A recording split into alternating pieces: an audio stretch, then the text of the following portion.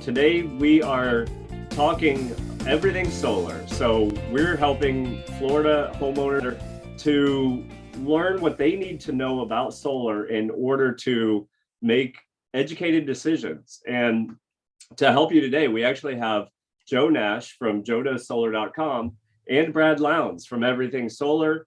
Everything Solar is a solar pioneer in the Florida solar industry. Brad, Joe, thanks for joining us. We're going to just cover some questions that are really going to help educate the Florida consumers so they know what they're looking for. And we want to learn a little bit about Everything Solar. So Everything Solar is a new partner of yours, Joe. I am just blessed to be here with Brad.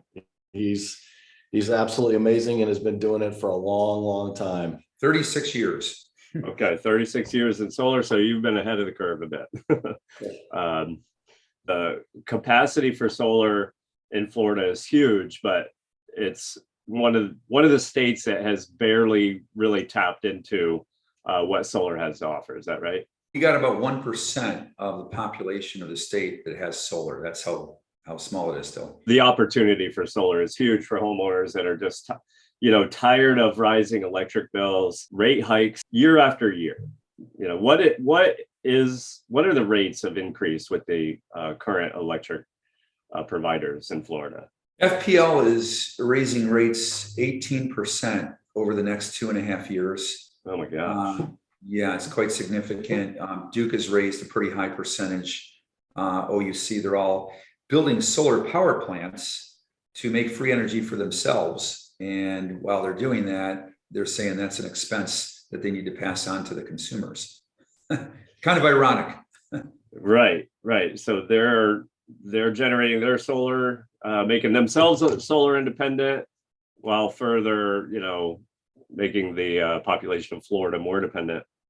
And at 18%, I mean, that's far beyond what inflation would call for. And with the rising costs of fuel and food, that is really going to put a burden on homeowners in Florida. It's good that you guys are out there doing something that is not only good for the environment, but it's going to help to liberate some of the cash flow for the Florida population.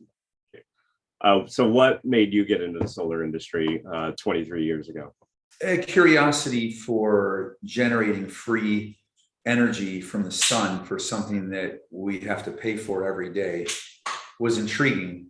And that led me into a little further, kind of like just following through on more curiosity, got me involved in it. I had a guy back about 36 years ago when I was in the Navy. I was in the military. My last tour of duty was Orlando, Florida. And I had a guy selling me a solar hot water heater, but I had 2 roommates at the time, so it didn't make a lot of sense. And then he remembered me a year later and could tell that I had a passion for solar and asked me if I'd be interested in working with his company in a sales capacity. It took him up on an offer for a couple of months because I was planning on moving out west. And it turns out that I did better than my income that I was making in the Navy at the time. And I woke up every day like a hobby. So if you can make money as a hobby, doing a hobby that you like, it stands to reason that it didn't really know that it was going to turn into a career, but that's the way it worked. When you like what you do and you wake up and like what you do every day and you make money doing it, it just grows. And that's just where it led. Yeah, sounds like you found your niche, and there's some purpose behind it and some passion for it. So it's not, strictly just for business, which there's nothing wrong with going to work to earn a living, but when you can have some passion, the knowledge, and you gain more knowledge. I think when you're passionate about something, you gain more knowledge of your industry, and that I like to educate people and consumers. So expectations are some kinds of the problems in our industry because people make unrealistic expectations when they're trying to make a sale. And I'm able to go in sometimes and correct what they're understanding or they're confused. I'm happy to be able to, for the betterment of our industry also, to be able to make it understood in a way that makes sense and that's transparent.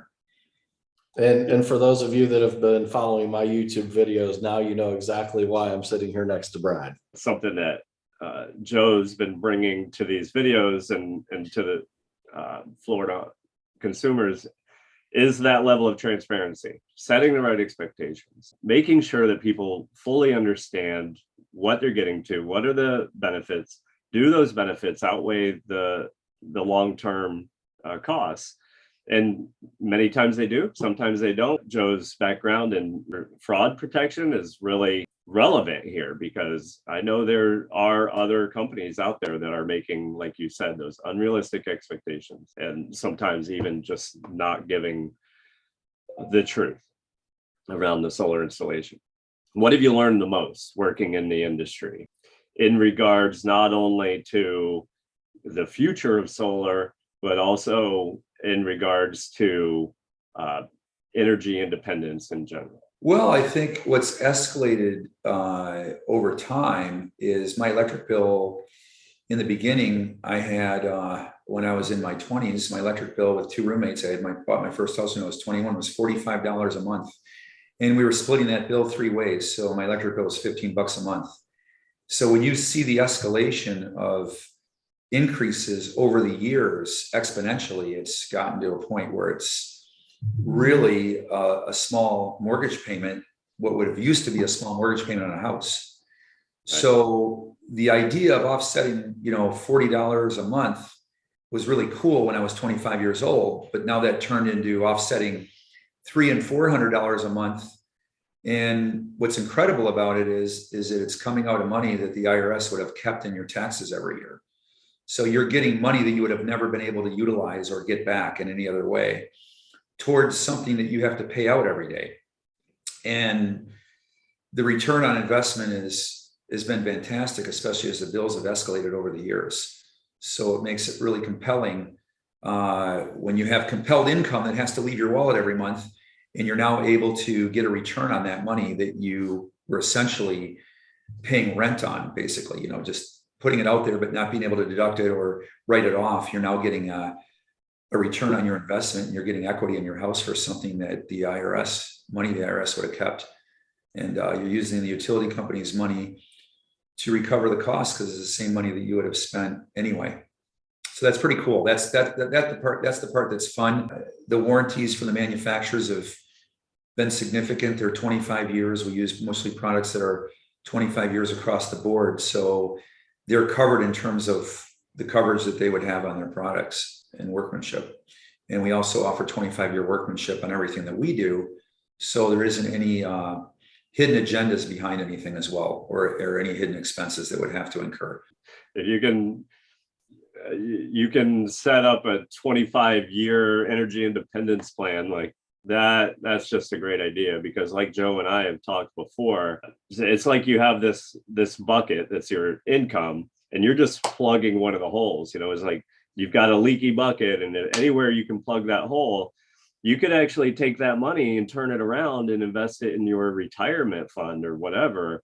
And then, so the long-term opportunity for that is huge, especially when you're talking about decades and not, just years. So Joe, anything you would add as far as, things you've learned in the industry, opportunities or, risks to the homeowners with solar nowadays? One of the things I've learned a lot about the solar industry since being in the industry, and most of it, again, taking it from the lens of a retired fraud examiner, are not good. The solar industry as a whole, preys on not knowing everything you should know before getting into this. And, one of the things that attracted me to Brad right away is his transparency. And I've got a question for you, okay? And this is a really easy answer. It's something that I've seen in you, like almost at hello. It's obvious the answer to this question is, you genuinely care, okay? But for somebody to maintain a 4.9 star rating on Google and an A+ with a BBB, like forever, give us a little bit more flavor about what that takes as a business owner to drive numbers like that. Well, it takes not being married and not having kids. Being a single guy, because I pretty much work about 70 hours a week to we're very conscientious. We live by an old motto: people don't care how much you know until they know how much you care. So we're very, very particular about making sure that everybody is. You've got to represent what you're doing as if it was somebody you're going to be with for several years. The way we look at it, because we get a tremendous amount of referrals from our existing customers, and that's just an anecdote of what we do every day. By taking care of people, they take care of you. And so we always kind of live by that motto, but it does require, it's not for the faint of heart. It requires a lot of work. So we got a good team here at Everything Solar, service manager, BJ, and other people that we have in our company, Zach and Dylan. So everybody, we kind of instill that motto in everybody. We try to exceed expectations. When you meet people's expectations, generally everybody walks away happy, but you don't necessarily get talked about. So our motto is to try to go beyond and exceed expectations, because when that happens, that's when people are more likely to talk about you, and that seems to be rare and rare. So we strive for that goal, and it seems to have benefited us very well from that. And that makes so much sense. And I see right behind you on the, that looks like it's your motto there, exceeding expectations. And it's something that's really easy to say, right? But to actually follow through on that must, I mean, that's what we're all trying to do, hopefully, in, business. When you're trying to do something good for the world, you definitely want to set the expectation right and make sure that you go beyond. So, yeah, kudos to you. It's great to see that in the solar industry. Actions have to match words. That's what seems to be rare these days, and I don't know why, but it seems to be. Mm-hmm. Yeah. So it sounds like you guys are a good match. But when somebody is thinking about going solar, especially in Florida, I know different markets have different concerns, but say a homeowner is on the fence, they're thinking about going solar. What's the best advice for them? Generally speaking, they're testing the waters. They're trying to figure out who is going to do a good job for them. What would you recommend? What's some just good generalized advice for somebody going? Looking at reviews is important because it gives you a little background on the company that's coming out to see you. Those are important things. We had one particular customer in Bay Hill that found that there were only 5 companies in Florida that have been in business over 20 years, and we were one of the 5, and he wanted all of us out. We eventually earned his business. But main thing is that having a copy of your existing electric bill, because there's intelligent information on that bill that represents your habits, and your habits are the way you make coffee, the way you do dishes, everything that you use in electricity in the house, the way you set the thermostat at different times of the day, are giving us a pattern of what your kilowatt usage is. And then it's denoted on the bill. Because what a lot of people don't know is the solar, what it does, it offsets your average kilowatt hours per day. So if you're, say, the house I just left from earlier this morning, they were using 60 kilowatt hours a day. But in the winter, in January, February, March, and April, maybe early May, they might be using 45 kilowatt hours a day. That's just because their air conditioning is not running as much. So to help people understand it better, when you get into June, July, and August, it might be using 75 kilowatt hours a day. What's happening when you're using 45 kilowatt hours a day, the solar system is still generating 60 kilowatt hours a day, because that's what you sized it for. That extra 15 kilowatt hours is going into a bank account called a carried forward balance on your bill. And that's accruing monthly. And over January and February and March, it's built up a decent amount to where when you're using over 60 kilowatt hours in June, July, August, September, because your air conditioning is running nonstop, you're drafting that extra 15. If you're using 60 a day, you're drafting another 15 kilowatt hours from your bank account from the spring when you were generating more than you needed, than your house consumed. And that's what seems to me when I talk to people, a lot of companies aren't explaining that. And it's such a simple process, but that's how you net zero your bill. And I get a lot of aha moments when I explain that, but that's very, very simple in terms of how it operates. And that's how you net zero your bill. The only thing you can't get rid of is the customer charge. And that's basically because you're connected to the grid. You're paying either $30 with Duke, $25 with FPL, or $15 with OUC, and so on. Those charges will always remain. I still have those on my bill. And but those are the things. Like, for instance, I went out in the backyard of the house I was at this morning, and they had a big tree back there. And the guy mentioned that he gets full sun on his roof. Well, he does right now. But looking at the pattern of the sun and where that's going in the wintertime, that's going to go behind that tree, and part of that roof's going to get affected. And he said he had 4 estimates and nobody told him that. Well, the problem with that is that he's going to underperform throughout the year. And I told him, I said, I have a Pathfinder, which is an instrumentation device that detects shading on the roof. And I didn't have to use it because unless somebody wants to see it, I'll go up there and show the homeowner how it looks through the lens. But he now knows that he has to chop that tree, or at least cut part of it down significantly for him to get the full benefit, because you're not making solar right now, you're making it 12 months a year. And then once people understand that, that's really important to address, because his expectations would not have been met had I not brought up the fact that he needs to cut that tree significantly for that to work. And I feel like those are very important things. The things that the solar salesperson doesn't necessarily tell you. And there's a couple of things right there, but I'm sure there's a lot more. There's a lot more. The neighbor around the corner, they had mentioned, had somebody knock on their door, and this is you got to be real careful about that, because a lot of companies that are doing that don't have enough business. They're brand new startups for the most part, or have been in business for a short time and don't have a way to generate business. So they send kids out to do that, to generate leads for them. Well, unfortunately, I heard this from the person this morning, that their neighbors got him on the back roof and there's trees all over and he's not getting enough sun. The problem with that is he's not going to understand that or realize that until a few months down the line, when he is paying a solar bill and he's also paying an electric bill. And now he's not equating, the two are not equating with each other. They're not offsetting. And so he's going to be upset. But the problem at that point, the company's already got their money, salesman has commission, and they're down the line doing another job. And that's, unfortunately, that happens now and then in our industry. And it tarnishes it to us to a degree, because there's a lot of things out there where people are misrepresenting things to generate a sale, and it's not in the best interest of the consumer. Well said. Brad, you obviously, Joe chose you as a provider for his solar consultation. So that does say something about what Joe sees in you. But you obviously chose Joe as well. So why is this a good match for you, is going forward, having Joe on your team? Well, Joe brings a level of integrity that I don't normally see in people that I want to represent our company. And that's very difficult to find. It's like, it sounds like it should be a lot easier. It's like a needle in a haystack. The salespeople are really good at selling themselves. However, the actions, if they don't match the words, and I discover that in a couple of people, it throws me off track. I don't have the confidence that our company could be represented with a degree of integrity.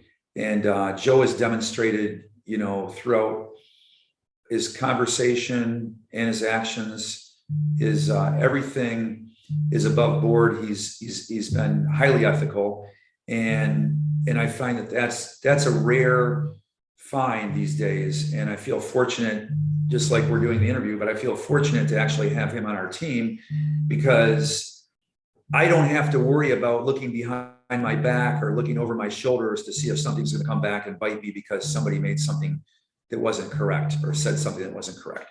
I know Joe is a professional, but he also will turn down a sale if it's not right for the customer. And to me, when you see that, that says a lot about that person. So it bodes well for somebody that I feel comfortable working with, because you've got to have like-minded people that have the customer's best interest at heart. And he definitely goes above and beyond that. And that to me is a breath of fresh air. It's hard to find that. I'm humbled. Surely am. Well, it is. Very kind words. Thank you. Right. And like clearly, Brad, you're looking to protect your reputation as much as Joe is also. So it sounds like a good match. I think you guys will do great work together in helping Florida homeowners. Okay, so real quick, in like 1 minute each, if you want to just give us a little insight on where solar is going. solar is full steam ahead thanks to the tax credit that just got extended to 2033. It's back to 30%. And, it's prime time. Utility rates are going up like crazy. The tax credit went up to match it. Interest rates are starting to go up, but they're still pretty competitive. And we got more and more people moving to Florida every day and understanding what solar can bring, not to mention all the people that are on the solar sidelines that maybe now the 30% tax credit is going to finally get them off the sidelines. Brad? Yeah, there's only one state in the United States called the Sunshine State. Yeah, right. So we're very fortunate to not have windmills here that have bearings that can wear out and other things that geothermal and moving parts. Solar is nice because there isn't really anything that can go wrong. They might need cleaning if your neighbor has some oak trees that are in the vicinity, but that might be once every 3 years. But you're right, the rates keep going, but as inflation continues to grow, costs are not getting any less expensive. It's a way to pay off. You never want to be a servant, in my opinion, and this is one of the things that started, you never want to be a servant to a master. And a master is compelled income that has to be compelled to leave your wallet. If there's any way that you can get a benefit from money that has to leave your wallet, and it makes sense in a way, then it's something that you should look more into. And solar makes a tremendous amount of sense in that aspect. And so it's eliminating people that are getting retired and are on fixed incomes are more concerned about, income that they don't necessarily have in the future, especially if rates keep going higher. Solar ends up being a perfect antidote to that because it locks them in and they now have a utility bill that they don't have to worry as the rates continue to go up in Florida. The gap grows greater in their savings. And that's what a lot of people don't realize. So like, just to give you an example, if you're paying $132 a month to replace $200 a month, you're about $70 to the greater good that's going back into your wallet every month, your household budget. But when the rates go up, the sunlight is making those kilowatt hours for free. So if you're now paying, the rate increases to $240 a month over time, you're still at $132 a month. So now that gap just continues to grow in your favor. And that's when people catch that seems to be a big aha moment, because it would be the equivalent of the utility company freezing your rates permanently, which would never happen, as we all know. Right. And this is exactly why I went solar. It's my 401k plan. By the time I'm retired, 65, I don't have an electric bill. Hooray. Yeah, exactly. Electric bill or a finance payment. So yeah, I'm back at customer charge, $30. I'll take that. Awesome. Well, thank you guys for taking this time to give us some insight into the behind the scenes of the solar industry here. We are about out of time, but we should do this again. It's been really, I think this would be great for the customers. Thanks, Steve. Appreciate it.